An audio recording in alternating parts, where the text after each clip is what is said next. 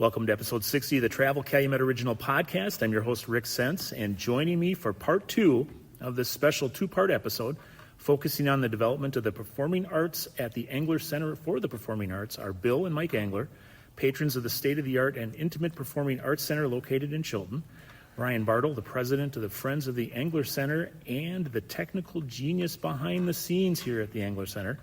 In addition to Bill, Mike, and Brian, we are joined for part two of our discussion by Brady Kees. Brady's the secretary of the Friends of the Engler Center, and Jenie Farrell, the PAC Director at the Engler Center for the Performing Arts. Welcome, everyone. Thank you. And listeners, as a reminder, we are sitting around a table on stage in this beautiful, modern, multi-million-dollar facility, which is a real gem in the performing arts world, and it's called the Engler Center for the Performing Arts. So, Brady, let's start with you. Will you share your personal connection to the theater and with listeners? Sure, yeah. The Engler Center has been second home to me throughout the years. Kind of started back in high school, or actually middle school, to be honest. I ran a spotlight in middle school, and that was 2006. So I've been around here coming up on 20 years, and it's something that, I'll come and go throughout the years, and a lot of it's just the access to technical equipment that's interesting, a learning environment. The entertainment we have here through the years is incredible, honestly. A lot of my friends wanted to be on stage in a musical here, perform as, acting or singing, whatnot. That wasn't quite for me. What I found was behind the scenes to be, enjoyable and interesting. And so I started learning lighting and sound as a freshman and carried on through senior year of high school.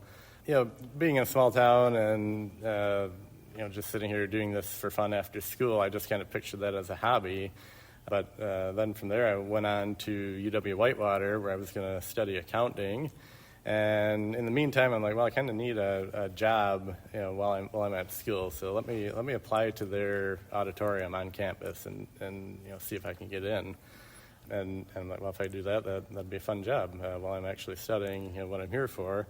Lo and behold, I actually got a call back for an interview, and the technical director at the auditorium in Whitewater is like, normally we don't hire freshmen, but given the experience you've listed and the equipment you had access to at the Engler Center, I feel like you'd be a good fit for this role. So there I went from Chilton, just kind of doing this for fun, to Whitewater, and started behind the scenes doing a little more work as a technician there.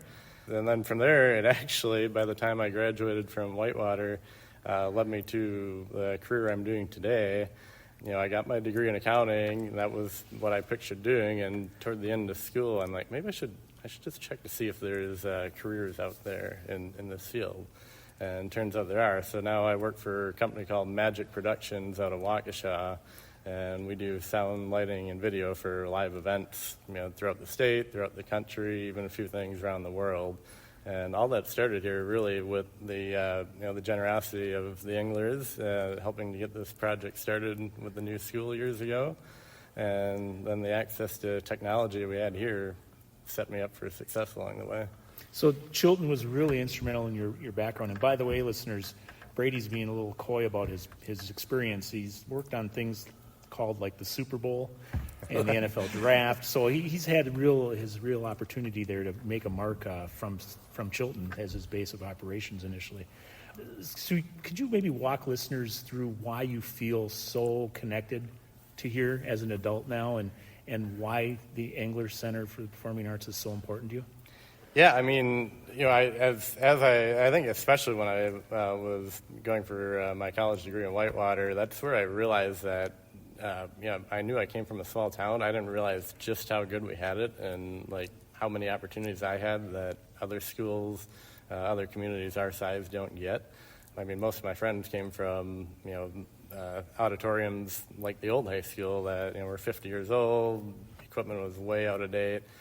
Really didn't pertain to the way you go out to see a show today. And then I learned that wow, here we had modern lighting, we had modern sound, video abilities, just the access to technology I had really made me appreciate the opportunities I had in high school to learn here. And then some of the mentors along the way, between Brian helping train me over the years, previous students, Russ, who was the previous director here, just thinking about all the people that helped me get to where I was kind of made me stick around. And so I would come back, from show to show, time to time, see what I can do to help train other students, teach them, make sure we're using the equipment here to the best of our abilities and making a great experience for the audience.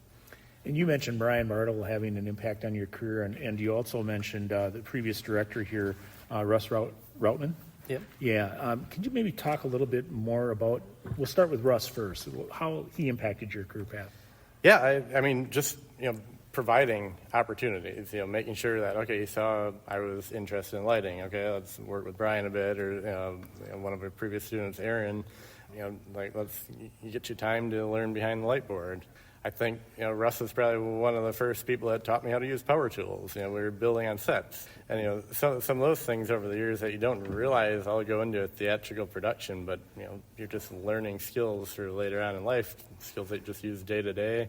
One of the fun things nowadays is, I think it was 2015 or so, we added our first moving lights here on stage at the Engler Center. Those are like mini robots. So we have students now that are interested in robotics, and if you open one of those up and see all the gears that make the slate move, electronics, computer programming. There's so many skills that you don't necessarily think of, and just having the mentors along the way that would be like, run with it, see what you can learn. And now, from your perspective, Brian is has this reputation of being kind of this guru of everything behind the scenes here at the Engler. Would you say that's a fair assessment, or is he being overly praised for work that's just other people's work to do? He'll never take that comment directly without passing the sharing the glory of it. But it has been. Lots of involvement from. It's a large team here. And then, nowadays it's, Jenie's taken over on the administrative side and allowed us to just focus on the technical side, keep things running smoothly. So every area of the facility is being managed, making sure our experiences are good for the students and the community.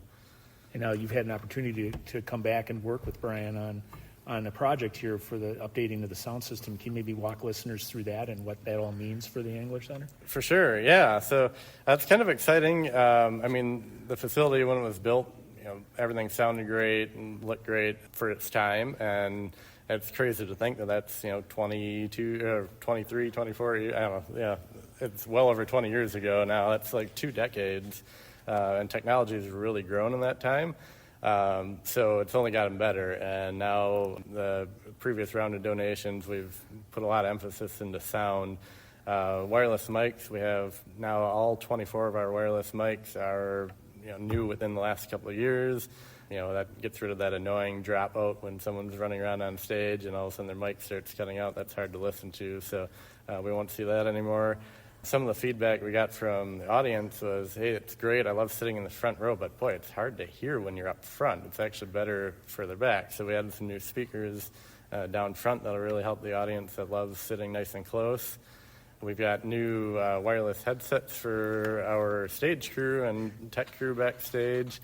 Our crews, the tech crews, usually about 7 students on stage. We can have anywhere between 3, 5, upwards, depending how large the show is. Just a number of people that need to communicate. And previously that was either wired, and some of that would cut in and out. So if you're sitting there trying to wait for a cue, and all of a sudden we can't understand who's talking, if they're saying go or don't go. So infrastructure there, it's like the technology is advanced, and we need to keep this building where it was when it was created. I just would like to interject Sure, Bill. something. Mm-hmm. Brady, where do you live, did you say? Oh, yeah, I didn't, but yeah. So now I live in Sussex or Waukesha, kind of outside of Milwaukee. Well, he comes from there to here to help here on his own, free of charge. Yep. And that's in the hours he puts in maintaining this technical equipment. On an hourly basis, I don't know, what would you charge normally? Well, I probably won't say that necessarily, but yeah, I mean, the Well, industry you is... put yeah. in hundreds of Oh, yeah. hours of your own time Yeah. as professional to maintain this equipment and see that it's operated professionally. And that's a great contribution to the center. And not just maintain, but also comes up and helps design the lighting. For example, the community theater show designed all the lighting so one of our operators could run the lighting. So Brady and an operator took care of all the lighting after putting all the equipment in and maintaining the equipment. So, Brian, how important is it to have a Brady or other students available to help you with Very these things? important. Yeah, and what kind of roles do they play? It's critical.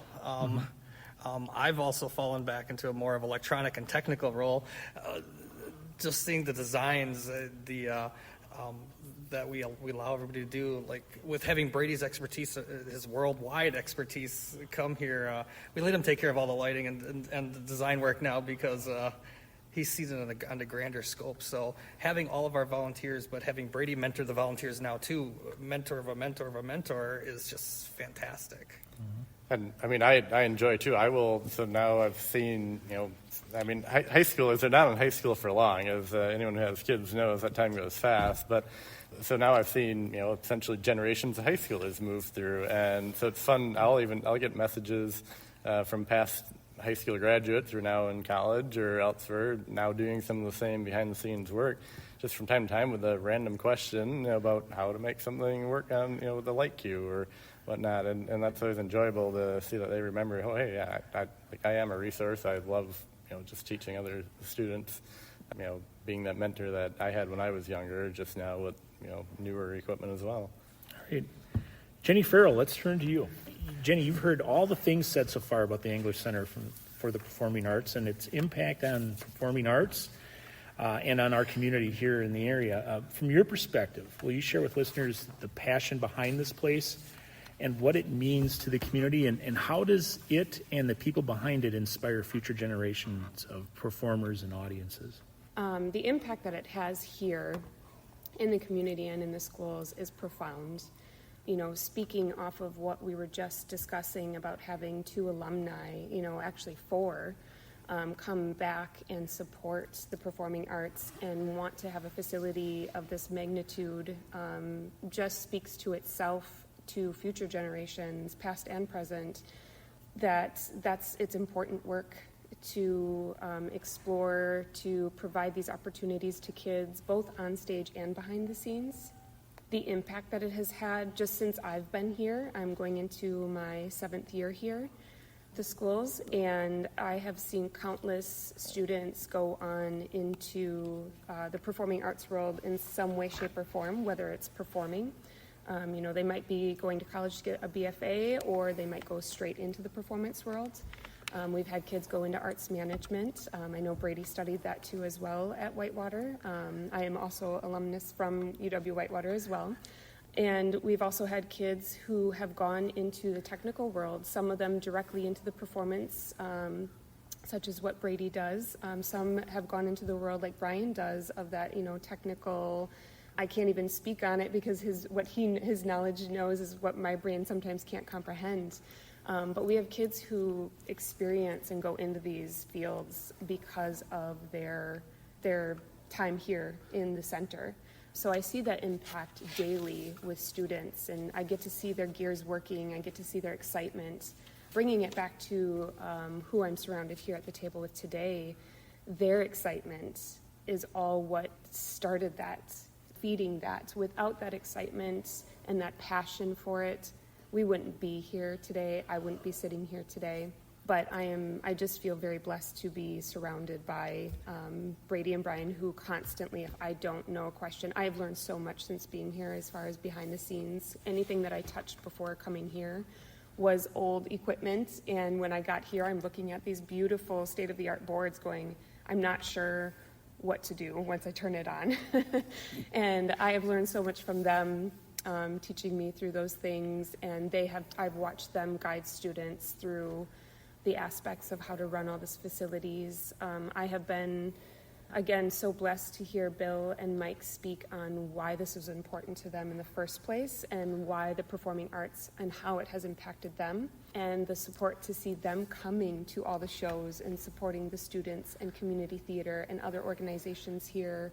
It's just so important. Their legacy is just, it makes me emotional when I think about it, watching them talk about it, but then also because they're just all four of these people are such silent warriors of the performing arts. They really truly deserve so much credit. I know that if you sit them down, they will be very humble about it, but I really just want to emphasize that. And I think that's important to emphasize it, because I think that also shows the kids who are here now and the community and organizations who are using it that what they do is important. The people who started it are still in this, and the people who have been here and students who have been here and impacted so greatly, they're excited about it and they love coming back and they love supporting it, which makes the people here on the stage and behind the scenes feel like, oh my gosh, it is important work. They didn't just start it and then walk away from it. They weren't here as students and walk away from it. Like, it is so important to them that they keep coming back and they keep supporting the present and future generations. So, well, you bring up a lot of the legacy piece that I just kind of to touch on that a little bit. You were in the position 7 years. There was someone before you. The first director was Russ Routman. And can you maybe give listeners an idea of what kind of trailblazing Russ did for you that has made your job so much easier than it would have been if he hadn't done that? Oh gosh, I mean, Russ being the PAC director here, that piece being added in, having a PAC director, really allows for there to be a connection point, one connection point for people to go to, whether it's people in the school or outside. So he really became that voice and a huge advocate for the center. So while he was training kids and making sure the kid involvement was here in the district, he was also a huge advocate for the center in and outside. Without that, I don't know that the center, that the organizations that we have that use the facilities, I don't know if they would, be so excited and want to continue using it. He really opened those doors of, here's what we have. You always need somebody to go out and say, this is what we have, and being an advocate for our space, this is what we can provide to you. And he really did that, and really did great work with that. When I came in here, I mean, all the students that worked with him loved all the guidance that he gave. I know sometimes I even look around. I do not have the skills of a carpenter at all. I do my best. That's what I always tell kids. I do my best. I grew up around tools, and I grew up around a dad who is, carpenter, builder. So I know tools well enough, but sometimes when I look at things that were built here and sets, I am just in awe of everything that he did and the minds that he inspired doing that, and hearing Brady speak on, he was probably the first one that taught him how to use power tools.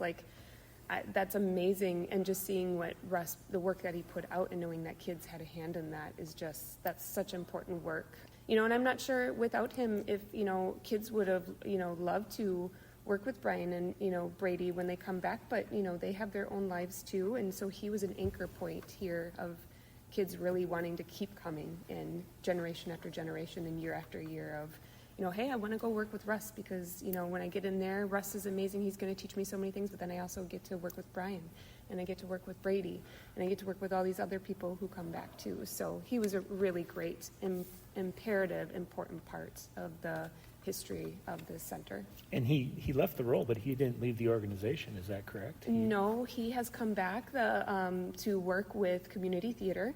I believe he is vice president of the Friends of the Engler Center, our nonprofit group.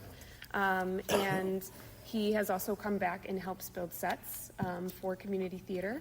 And the excitement, and to see his professionalism too, and just be able to listen to it over the headset, and he knows what he's doing, and he's just a breath of, for me, because I didn't know him prior to my job here, for me, it's just like such a breath of fresh air of that he just breathes down here on the stage of, he's confident, he knows what he's doing, and his guidance. So without people like Jenny and Brian and Brady, this facility would just be bricks and mortar. and you need technical people to operate what's here, and you need enthusiasm to promote it. And Jenie does such a good job in coordinating. So we're very blessed, I know, to be able to have this kind of skill here at the center to maintain it for the students in the community. So, Jenie, you've been in the role 7 years, so obviously you've got your sea legs as we're going forward here. And Brian's been with the organization how long? All of it, 20 some years? Yeah, plus. Okay, yeah. and Brady is a volunteer and has been for many years, and he can trace his roots back to the beginnings of the facility as well. And obviously you, Bill, and Mike are very committed and been very involved all these years. So I'm going to throw this question open to everybody, and I'll start with you, Jenie, first. What are your long-term goals and future for the facility? What do you envision happening here at Engler as we go forward? I think what I would like to see is always the continuation of the productions at every level that the district offers. You know, we have an elementary school production musical every year, a middle school musical every year, a high school musical every year, and we have our ECPA student leadership group as well, that they produce a play and they do youth workshops and do a lot of advocacy work in the performing arts within the district and in the community. And I would love to see our local organizations continue to use it always and forever, and to open the doors up to new people. Just this year, we have 5 new inquiries about wanting to use this space. And so that's new. Now, when I started in the 2019-2020 year. Mm-hmm. So great start of the year, and then March happened, and we all know what happened in March of 2020. So it did take a couple of years for me to get a full actual year of what they always have done preceding me. But now we are starting, now that, you know, everything is comfortable, people are, you know, really reaching out and wanting to use the space. They come in, they see what our productions do, and that gets their gears turning of like, ooh, what could we do?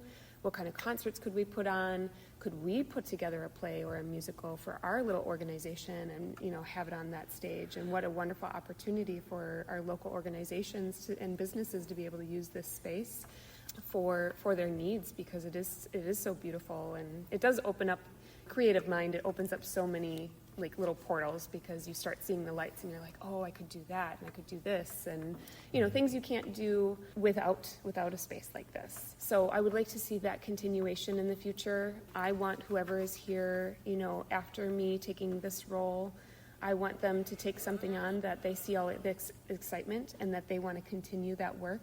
I always want kids to be coming in the door and wanting to learn more.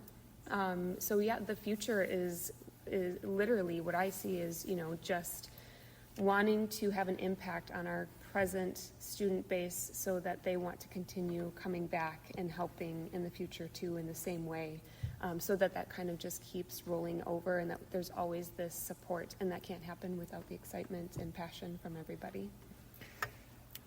Bill, what about well, you? You can imagine what it takes to maintain this facility too. And there's recently a capital budget put together that amounted to over $700,000 over the next 10 years. Well, where's that money going to come from? So the Friends of the Center, which is performed as a 501c3 corporation, is soliciting funds from the community, or you have the ability to donate to them and help the school district keep this facility going, because with school budgets being as tight as they are today, it's very difficult to maintain all the facilities in a professional way. And if this is not maintained, it just won't offer the experience for the students that really it can today. So we really need community participation from the financial standpoint as well. And Mike and I help in somewhat, and we'll keep doing that as long as we're alive. But it takes more than that to keep it going. Mike, what about you? You know, we've just witnessed 3 individuals that love the theater, and we have an example of that has been going on for 20 to 25 years. And I just hope that their interest and their love for the theater and love for what they do continues. And I want to be here to help them in any way I can. Brady, what about you?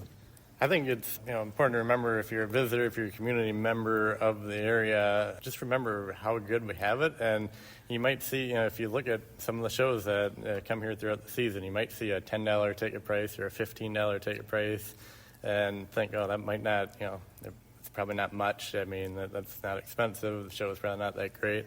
If you're so used to paying $50, $60, $70, even $100 at the Fox Cities PAC, to realize, you can, you get that value a lot cheaper, and you don't even have to drive in Chilton. And like the value is comparative, especially if you look at, Calumet County Community Theater shows in the summer each year are probably the highlight of the year. The school programs build toward that.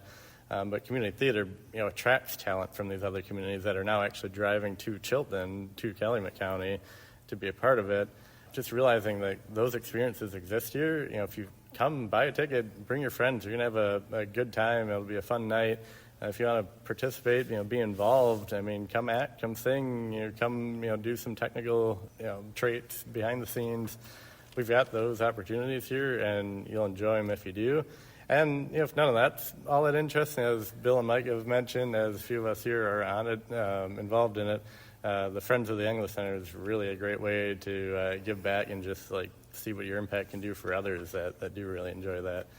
Many opportunities here. It's going to take an organization like this that's funded going forward to keep the Engler Center, up to date as it is today.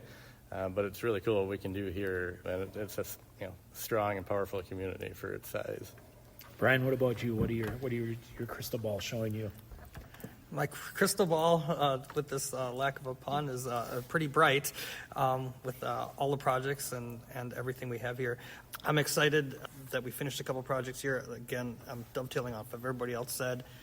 Just seeing the student involvement, the community involvement, that'll continue to grow again. It took a little dip during the COVID years, but everything's back in full power.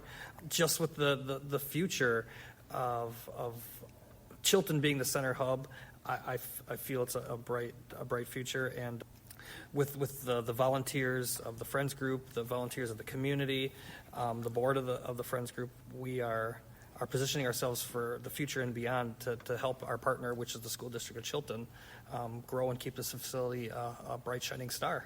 So if we've done our job here today, folks, we should have people out there listening wanting to actually come here to see something, right? Right. So Jenny, can you maybe just tell people what's on the schedule, what's on the calendar for this season here at the Engler Center for the Performing Arts? Oh, absolutely. We always have our district events, and then we always have our consistent organizations that come here and host their events. So just for district productions, coming up, we will have the Little Mermaid musical, which is presented by Chilton High School. That is going to be November 13th through the 15th. We'll have 2 evening shows and a matinee. We will have a discounted preview performance on November 12th too as well.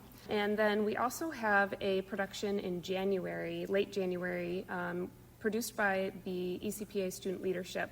ECPA obviously being short for Engler Center for the Performing Arts Student Leadership Group.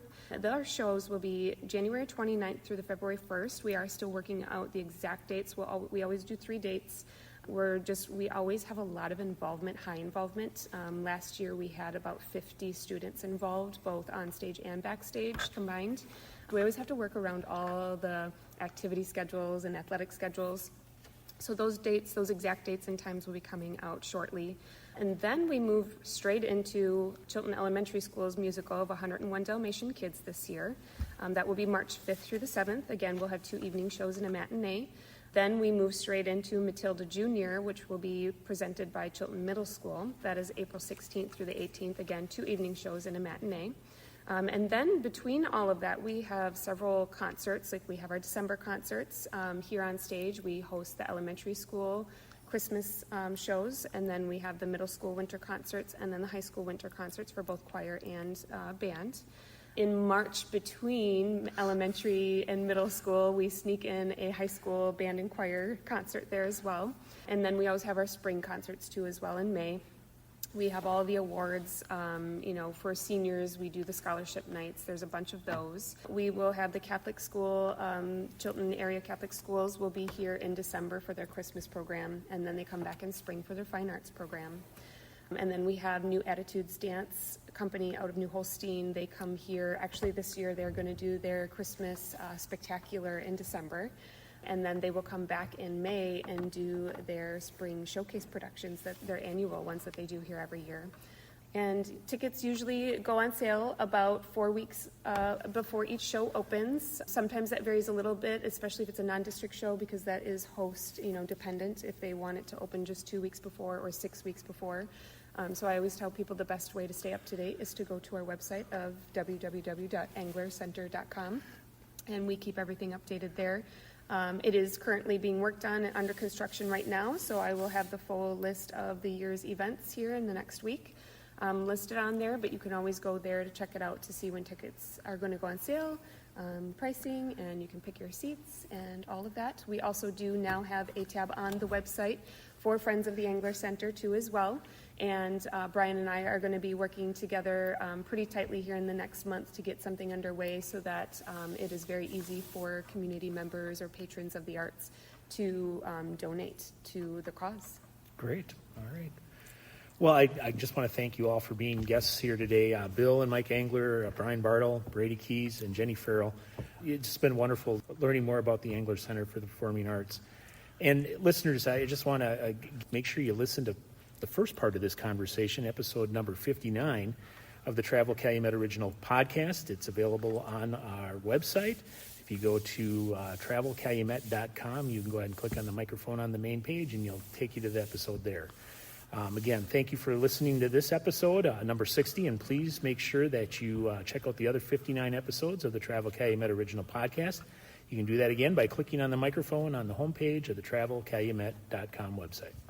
And if you liked what you heard today or on previous episodes, please help us spread the word by inviting your friends to listen to the Travel Calumet Original Podcast.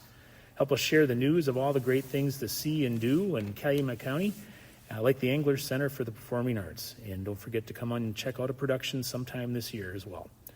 Thanks again for listening, and we'll catch you next time.